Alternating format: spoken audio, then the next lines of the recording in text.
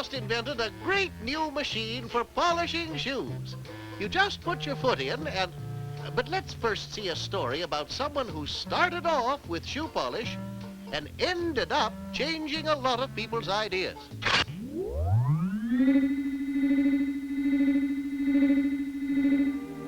In England early last century, men who did not pay their debts were often arrested.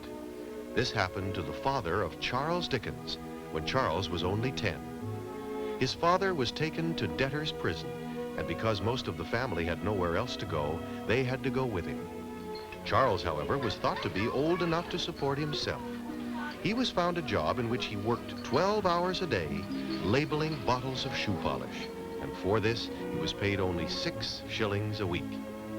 Each morning he went to the prison for his breakfast and was saddened by the misery of the rest of the family. Fortunately, Charles' father inherited some money and was able to pay off his debts.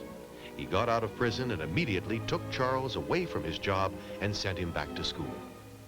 When he was older, Charles became a newspaper reporter, but could never forget his hard times as a boy. He felt he must tell people how terrible it was to be poor. But first, he began writing stories his readers found very amusing, and in them, he poked fun at almost everyone. He created a very odd character called Mr. Pickwick, who spent his time traveling around England and getting into all sorts of trouble. Later, he created another, even funnier character called Sam Weller, who became Mr. Pickwick's servant. People liked his stories even more. Dickens now began writing longer and more serious stories. These were published in installments, one chapter at a time. Usually he was late getting the installment to the printers, and everyone was in a great fluster until it was in print.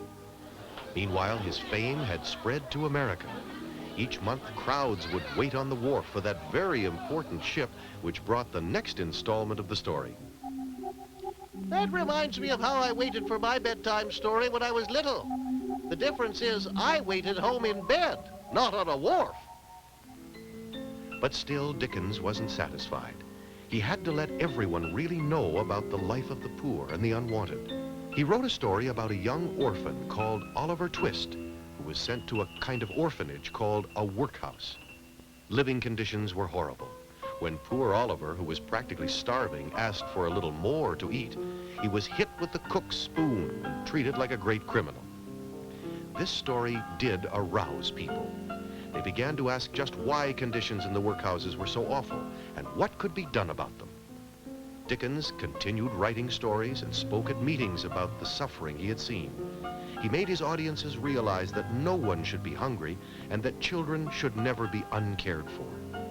It wasn't long before change did come and new laws were made. The workhouses were abolished and the poor people of the land had new hope. Charles Dickens is today regarded as a great writer who helped to make the world a better place to live in. Well, that was a great effort for a boy who started off labeling shoe polish. Now I have to show you my new automatic shoe polisher. You just put your feet in it, press the button. See, it's very simple. Hey, what's this? What happened to my shoes?